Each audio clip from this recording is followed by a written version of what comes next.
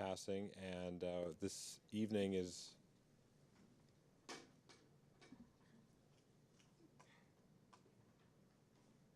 I'm not sure what that means.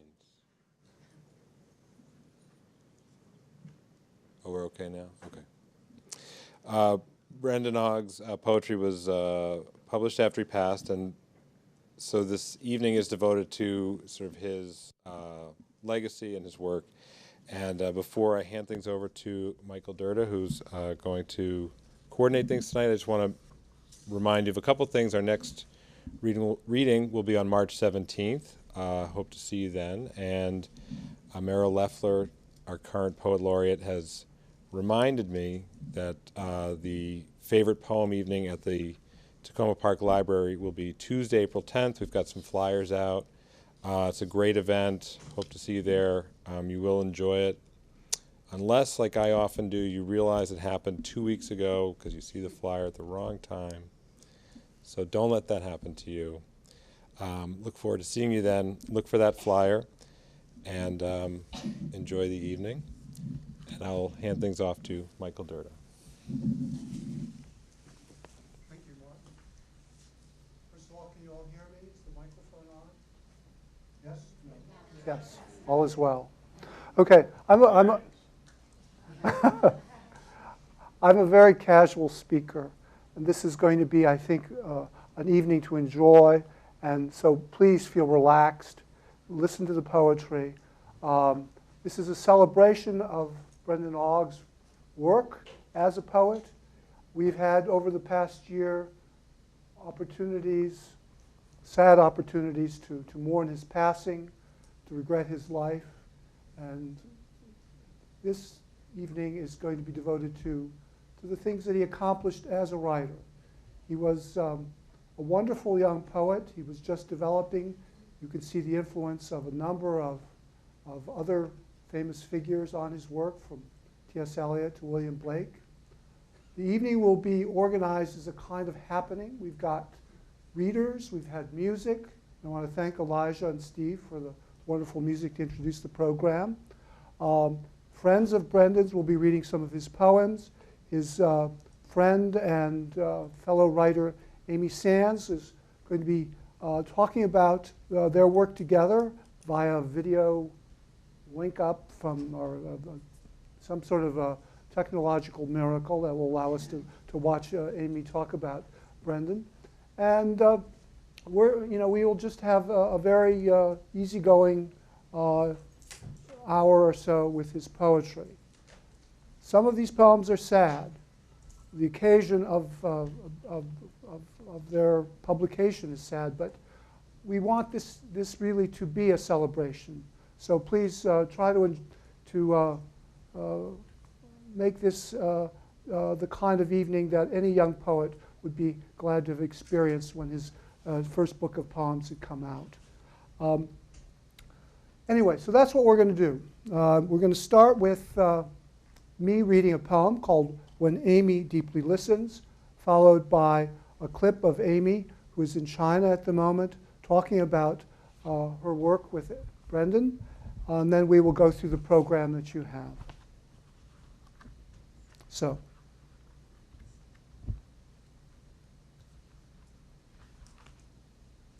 When Amy Deeply Listens. When Amy deeply listens, the point of art, of speech, becomes crystal. She was the first to read those lyrics I wrote, first, second, and the most recent, 2 weeks ago, 2 weeks past, the lyrics which had her in tears with joy that I was still alive. I cannot wait to read her this, to watch her, and to listen as she deeply listens.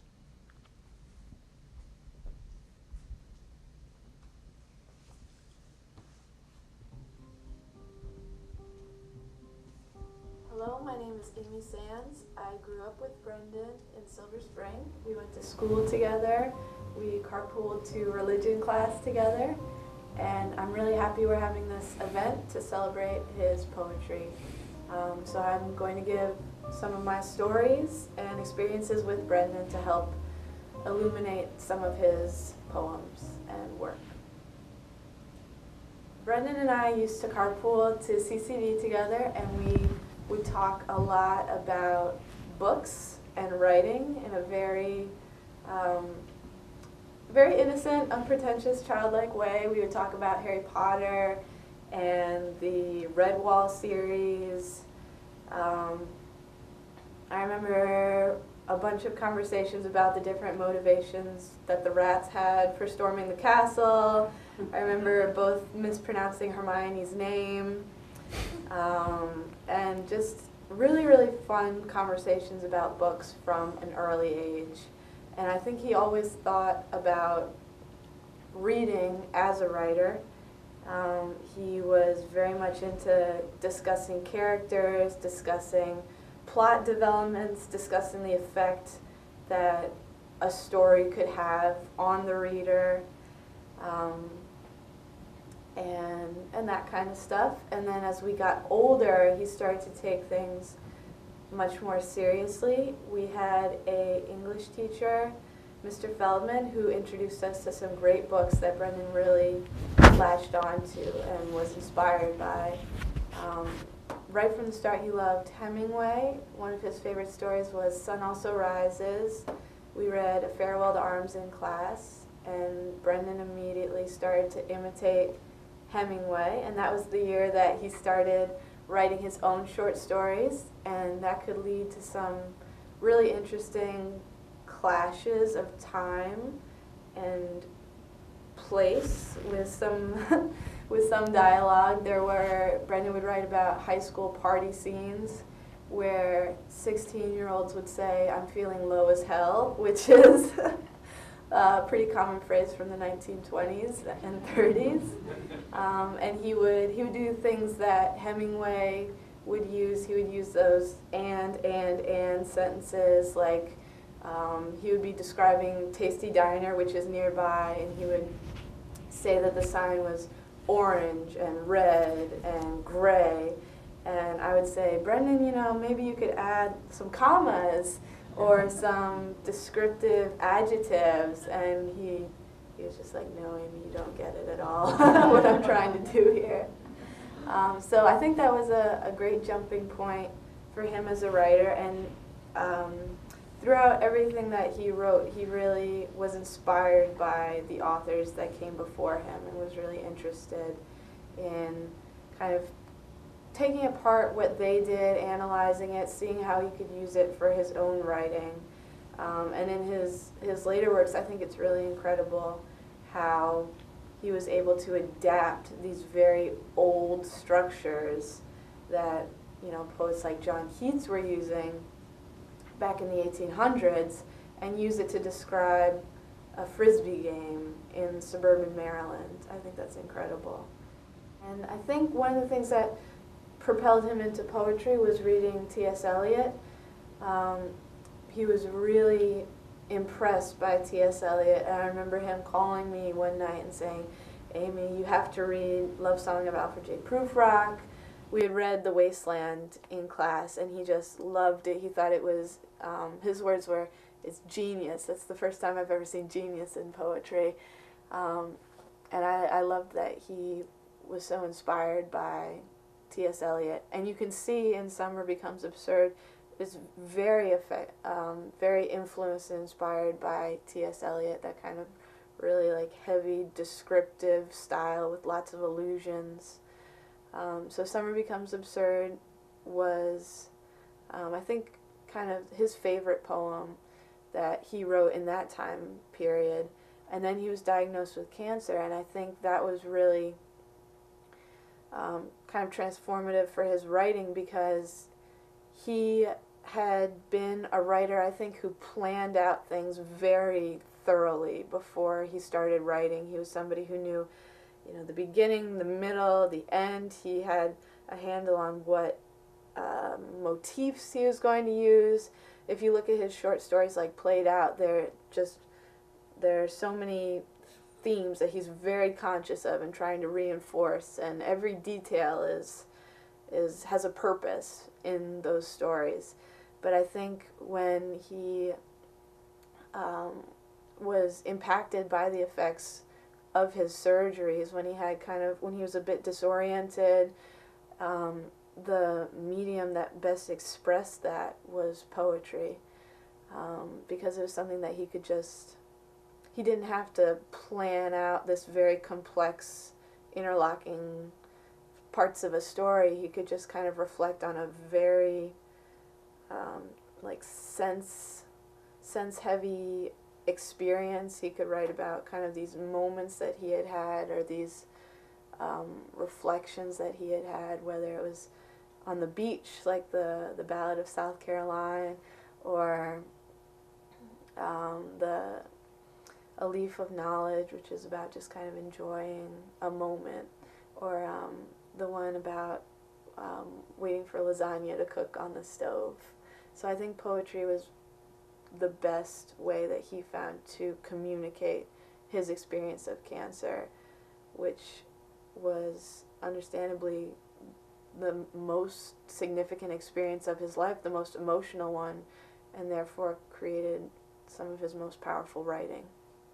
A Leaf of Knowledge is a poem that Brendan wrote as part of his time with the Smith Farm workshops, and I think it's a really special poem among his other poems because it has a very original structure. It's very loose and I think just very creative, especially for somebody who really enjoyed kind of emulating other people's styles. I think this is really just a pure and simple reflection on the joy of sitting outside and being in the moment with a friend.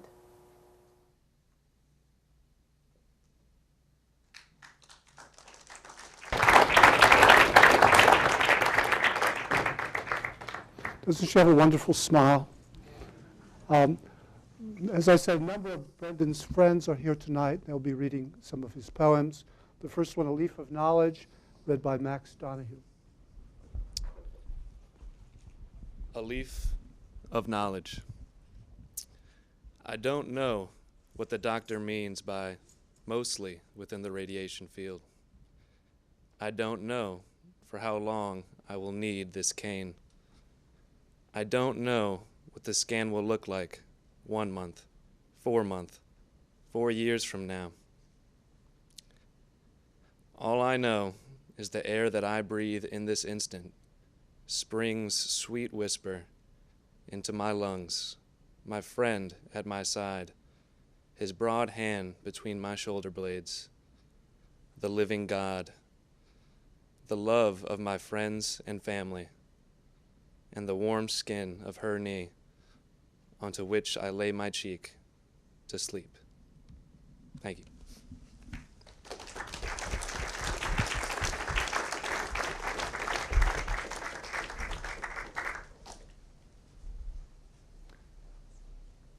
Kathy Stout is going to talk a little bit about how the chapbook Summer Becomes Absurd came about, and also discuss her own long-time relationship with Brendan.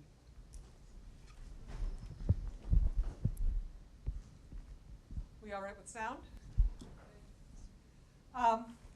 I knew Brendan because he was one of the kids in the babysitting co-op that I was part of when our kids were all growing up. And so I first got to know him when I was reading him bedtime stories when he was 5 or 6. And then I didn't know him for a long time, and I came to know him in a really very special way in about the last year of his life. And I came to know him as a poet. I remember a conversation with Brendan in Keffa Cafe shortly after he'd had his first treatment. So I remember him with his backwards baseball hat and kind of very intense interest in talking about what he had just discovered about poetry. He had been to the Smith Farm Center. He had this new poetic voice had begun kind of coming out of him. And we had this incredibly animated conversation about T.S. Eliot and John Keats and all of the things that Brendan thought were really important about poetry, and also very honest and calm conversation about what it meant to him to have cancer. conversation he'd had with his priest about the Stations of the Cross, where I was just amazed at that such a young man had such a powerful sense of that mystery of death and resurrection and what he was dealing with. And he was able to talk about that. And I was floored. And this was the young boy that I had read bedtime stories to. But I really felt as if I was getting to know him as a poet. And he began to send me some of his poems by email. And it was clear to me that these poems, and Brendan was very eager to see these poems collected in some way. I had recently published a chapbook, and so I kind of relished the idea of trying to put these poems together. A chapbook is a collection of about 20 to 28 pages of poetry, where you arrange the poems so that they kind of speak to each other. So it's usually good for a sequence of shorter lyric poems. And so I undertook that project partly as a way of kind of staying in touch with this remarkable poetic voice. And actually most of the work I did with the poetry was after Brendan was even able to speak. So we did a lot of it with hand signals and me reading him poetry and asking him what he thought about this. My experience was of just having a conversation even after this person had stopped being able to speak through the poetry, and that conversation was very alive for me.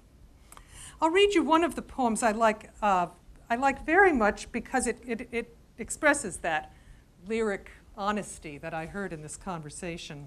It's called Keep Me from Fear. Keep me from fear, that cold paralysis, the squirming nausea.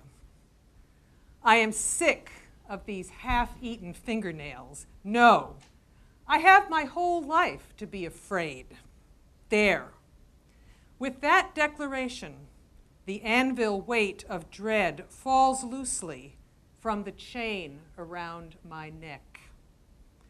I have my entire life, however long it is.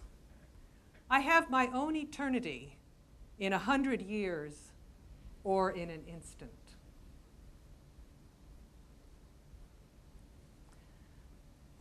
That sense of conversation with Brendan persists for me when I reread these poems, and it's really been, it was a tremendous privilege to be able to work with his poetry in this way. As you can imagine, and as many of you here remember, the neighborhood came together in grief when Brendan died. And I want to share with you a poem that I wrote on the eve of Brendan's funeral and shared with some of the neighbors as a tribute to Brendan. It's a tribute to Brendan partly because of its form. He was a lover of carefully crafted form, and I thought perhaps it would help me to try to bring the emotions of the time into some kind of order. And so I tried writing a sonnet in blank verse in iambic pentameter, classic form. Brendan liked that. And I got about halfway through and the form fell apart, which was pretty much how we were all feeling anyway. So you will hear it. It's called Broken Sonnet. The time was very brief when we could keep them safe, secure, and happy, meet their needs. We shared the work, the joy of raising them. Now they are gone or going into a world we can't protect them from, where hard things happen, and this is part of life, we say, but no, not this. The little boy whom we remember, blonde, playful, and earnest, grows into strong young manhood, is a friend and poet.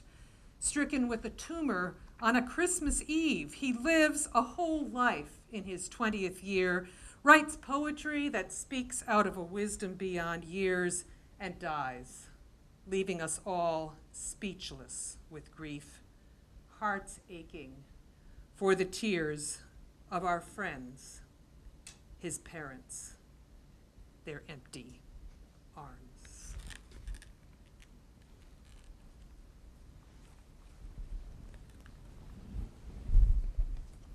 Thank you, Kathy. I'm going to read a poem called Obad. An Obad is a dawn song. It's a medieval lyric form, usually takes the shape of a short poem where lovers are parting in the morning.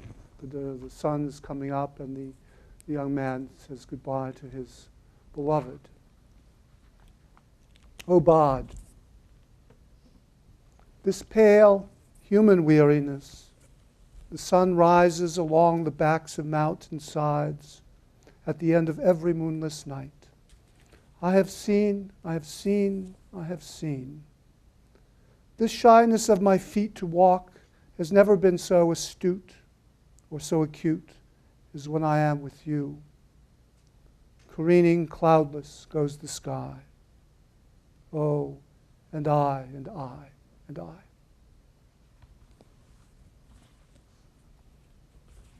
Amy Sands will now be back with us. Summer Becomes Absurd is, I think, one of the most important poems that Brendan wrote in his mind. It's a poem that he was very proud of, and it was a poem that he invested a lot of time and energy reworking, restructuring, and adding in new elements. He wrote the first part before he was diagnosed, and it was in reaction to a friend who was going through a tough time and was not quite himself. And I think it really disturbed Brendan and made him think about a lot of things that he hadn't thought about before in terms of perception, reality, and just kind of the way the mind works. And then, but he didn't really know how to tie it all together and finish the story.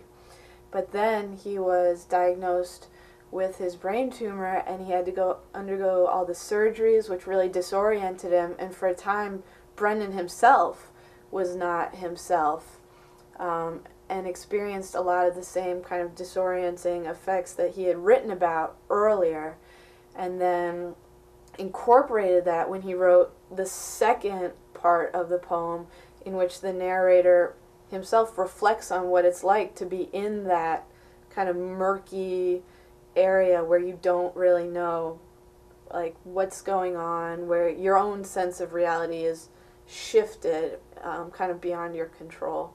And I think that's one of the crux of this story, in addition to the great elements of friendship and kind of describing this community that the young men in the poem live in.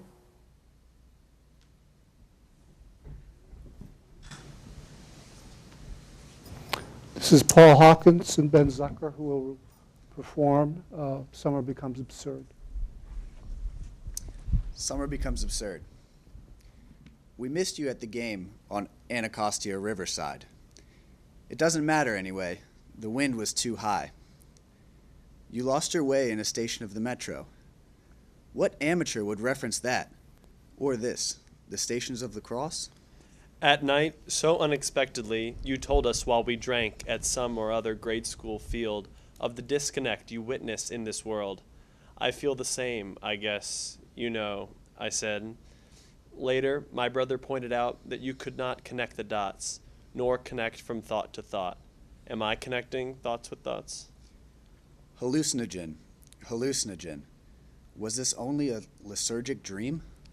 We played with some suburban flair through the weeks in which you disappeared. By your own admission, you entered there. Sure, we wondered and we wept and waited, keeping secret, counting days and getting drunk and counting days. Hallucinogen. It was a mad prophetic thing. Where did you go silent for 2 weeks? In what furnace, so to speak? You mentioned other patients, the alien face, talking endlessly behind a curtain. I imagine them as drops plucked from a dark, slick rain that is raining at a steady slant upon a shade that waits in the underworld under which you lost your way. Is broad illusion overreach? I have overreached and overreached. And were they singing, each to each? Hallucinogen. On the field in brilliant evening light, I saw you for the first time in 2 weeks. You were on antibiotics or psychotics or something across the length of dry grass. And so I broke into a run, but quickly, conscious of myself, I stuttered. I walked. A handshake could not contain itself. became embrace. Afterwards we stood, two embarrassed men, talking of unrelated things. Hallucinogen, hallucinogen. Tell me how a phantom leaves the brain. For months, in secret, we measured out the measure of your mind. But, with less insistence over time, you impressed us on the meaning of each incident, the way that I insist on a free verse rhyme, that contains some chain of weird coincidence. You threw away the pharmaceuticals. Eventually, your play improved. I saw you leap one evening. You held the disc so carefully. Hallucinogen. In this last daylight hour, I am tired and thinking now that whatever broad stroke of life intervened has left you as before. From another time, we repeat, everything is fine. But reading this again and looking at the patterns of my mind, I find it strange that your awareness is no more strange than mine. Hallucinogen, hallucinogen. Tell me how a phantom leaves the brain.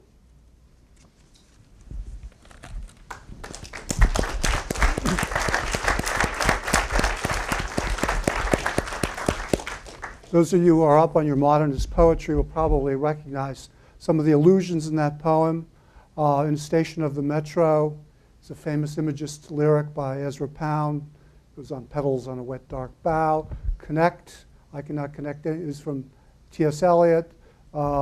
Furnace, clearly an echo of William Blake, the tiger, tiger, burning bright. What else did he have in there? He'd measure out my life. Measuring out is, I have measured out my life in coffee spoons. Singing each to each. Eliot's lines about I've heard the mermaids singing each to each. I do not think that they will sing for me. Clearly, Brendan has been, absorbed his Eliot and is reusing fragments of Eliot in the same way that Eliot used fragments of earlier poems in his own work. So he's actually continuing in the same tradition of modernism that Eliot made so famous in poems like The Wasteland. He was a remarkable, young poet in that he was able to write in many different forms and to make his work so meaningful with great simplicity. It's beyond the loss of the person, Brendan, who was so important to all of us who knew him and his family particularly. There's the loss of all the poems that would have come later. He was just really finding himself as a poet. And there's much to value and enjoy here, but there would have been much more to come too.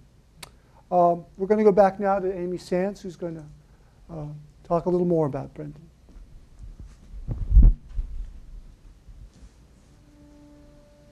We were always very interested in each other's thoughts and opinions and the way that we translated that into writing. And then in 10th grade, he had a fictional piece he had written for our English class, and he sent it to me, and I gave him back some edits, and he liked the way that I edited it, and he liked the way that we talked about it. So for Christmas that year, he gave me a packet with some of the short stories that he had written, and I remember we had talked about him giving it to me beforehand, and I actually lied and said that I was a big poetry writer. I had written all these poems, and I would love to start exchanging work just because I wanted him to feel comfortable enough to send me things. And then the day that he sent me his short story, I went home and wrote like 10 poems and sent them all to him.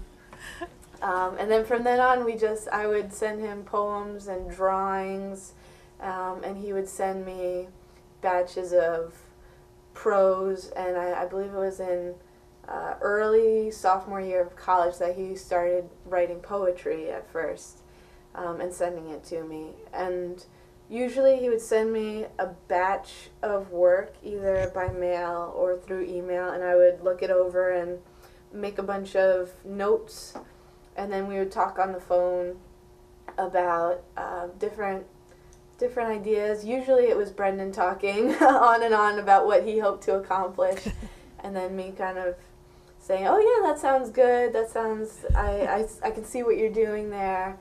And I know he did this with a lot of his friends. He is a person who so appreciates structure and appreciates kind of the work and the craft of poetry. Like he used to love to explore different structures. He tried the ballad structure. He tried a structure, it's called sonetio. I'm not sure if I'm pronouncing it right, but it's like a certain like rhyme scheme. He liked iambic pentameter, and he liked the way that you could use those structures to kind of evoke a feeling and to use those structures to reinforce the intent and the emotion of your poetry. He always really liked to write to music, and music was a big part of what inspired Brendan. He had a lot of bands and singers that he loved. He loved Wolf Parade and Neil Young, Arcade Fire, and the one that he really enjoyed writing to was Rat-a-tat, which is a band that none of their songs have words. They're all like kind of electronic. Each song is like an atmosphere, sort of. And I think he was inspired by those atmospheres. There was a short story that he wrote early on that he titled Cherry, which is a Rat-a-tat song. And there's another song called Crips that he wrote too. So I know that he would really like to write to music and kind of emulate and recreate those atmospheres that he enjoyed in songs. And then once he wrote, he would send it to friends. He would always let it lie for a little bit because he thought that you can't really read something that you just wrote with an unbiased eye. You're too familiar with it. The Writing Life is a poem that I think really taps into Brendan's perception of himself as a writer. He was somebody who kind of lived and breathed writing in a lot of ways. Many of his life experiences factor into his poetry and his prose. And as a friend, he was always telling us about kind of different authors that he was reading at the time, who he was inspired by at the moment. And he was also very concerned with the mechanics of his writing. I remember once when he was just absolutely stuck on punctuation. He had kind of a punctuation breakdown and didn't know where to put commas or hyphens. He was just very distressed about punctuation, and he went through kind of phases with all those things. When should I employ allusions? How should I bring this into my style? And I think The Writing Life is a great window into Brendan looking at himself as a writer and kind of thinking about how he would make his way in the writing world. And Max Donahue is going to read that poem for us. This one's called Writing. In the armchair by the lamp, my head is swimming with how to be a writer. Period, colon, comma, verse. Breathing heavy on my neck, she says, "What are you thinking about right now?" Of restless nights. The only product, one paper cup of coffee, a matchbox, and manuscript with narrative of notes. Waiting drunkenly toward the car, we traverse people's lawns through a history of summer nights. She unfolds my hands and rhythm, regulation, rhyme, puts my fingers on her thigh. But with 4 other passengers inside the crowded Chevy, I mention, maybe now is not the time. Coffee finished, cigarette unlit, I'm sitting, head swimming, in the armchair, thinking, rhythm, understatement, rhyme. Thank you.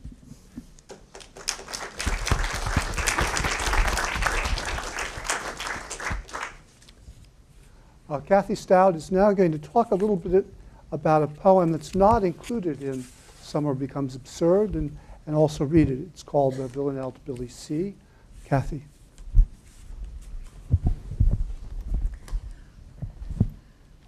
in the period after his first surgery, in that last year, Brendan actually took a poetry course with Catherine Young at the University of Maryland, where he produced some new poetry. And this one, I thought, suggested one of those interesting new directions where he was going. He was very aware, he was very vocal, as Amy has told us, about the importance of form. And he liked to distinguish himself as a young poet and as someone who appreciated people like Eliot and Keats, and was kind of disdainful of the whole, the more popular movement of poetry that most of us are very familiar with through Garrison Keillor and Good Poems and the Writer's Almanac, and especially Billy Collins, who was a great promoter of poetry and wanted everyone to read poetry and had wonderful humor in his poetry. But Brendan, it was sort of, it was almost a, well, I won't, not really an affectation, but sort of a signature that he didn't like Billy Collins. So I think something about what went on in Catherine Young's class may have begun to bring him around. And so I'm going to read. It's so very Brendan in a way that it's a villanelle for Billy Collins. So even though he's maybe resigning himself to this kind of breaking out of traditional forms, he's writing in one of the more difficult traditional forms of poetry that you can write in, which is a villanelle. This is sort of a modified villanelle, but it's a set pattern where there are lines that repeat in each of 5 stanzas, and you'll hear it as I read it. It's called Villanelle for Billy Collins. I've dropped my snobbish tiff with Billy C. His wit is sharp. His pen has skill to play. I've dropped my snobbish tiff with Billy C. He's smart, you know, and great at poetry. For class, I read a bit of him today. I've dropped my snobbish tiff with Billy C. It's not as though he'd ever heard of me. No, the tiff was in my head, if you may. I've dropped my snobbish tiff with Billy C. It should be fun, this thing called poetry. Now people want to read what poets say. I've dropped my snobbish tiff with Billy C.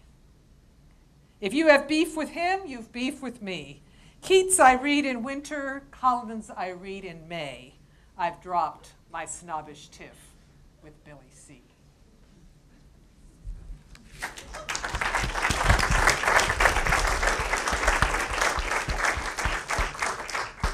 Well, you can see that he was experimenting with forms, a villanelle, an aubade earlier, other kinds of poetry.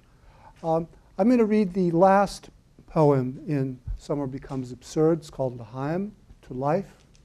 And then we'll have another clip from Amy Sands, followed by Brendan's parents. We'll say a few words, and then we'll adjourn for conversation. L'Chaim, to Life. Feather rug, soft bed of matted grass. Why did I question this place of endless beauty, life, to my friend in weakness? Where was my heart before this time? Now I feel it in my breast. Put your hand there, fingers spreading from the palm, and feel the warm, insistent pulse. So, Amy Sands again.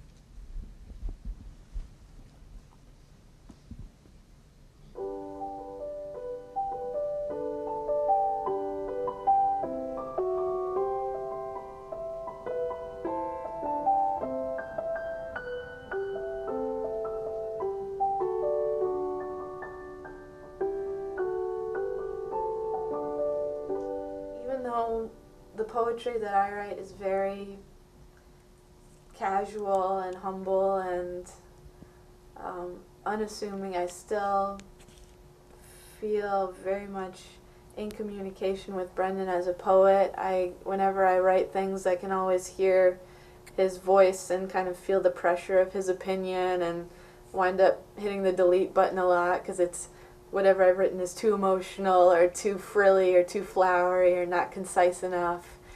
And always kind of hear his voice in my head. I think even though his body of work is small, it's very, very powerful, and it really effectively communicates who he was as a person and what his strengths and talents were as a writer. And it's something that I'm sure will always inspire me and propel me to keep writing and to stay engaged with the literary world overall, just because he taught me how important the literary world is, that it's not just a leisurely book that you read before you go to bed. It's actually a way to communicate with people throughout the ages. It's a place to find strength, and it's a place where you can really discover who you are as a person.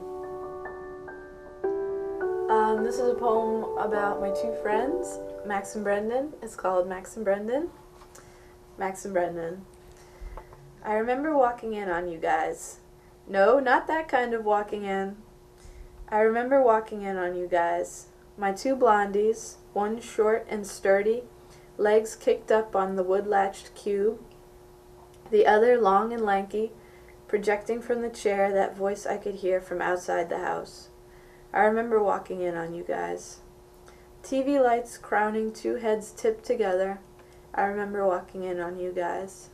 And, creepy though it might be, I have to admit that my favorite moment was not the instant when I crossed the threshold and laughed, watching you two measure how comfortable you were versus the effort it would require to stand up and hug me. No, my favorite moment was the few steps beforehand, hearing the ebb and flow of your conversation, his two quick punches and your roll of laughter. And I could never make out what you were saying, and I never lingered to try. I was too eager to join in. But the rhythm of those moments was always a homecoming. In between parking the car and crashing the couch. Walkways, steps, doorknob, living room. What are we watching? And that prelude of back and forth, ever present, his two quick punches and your roll of laughter. I remember walking in on you guys.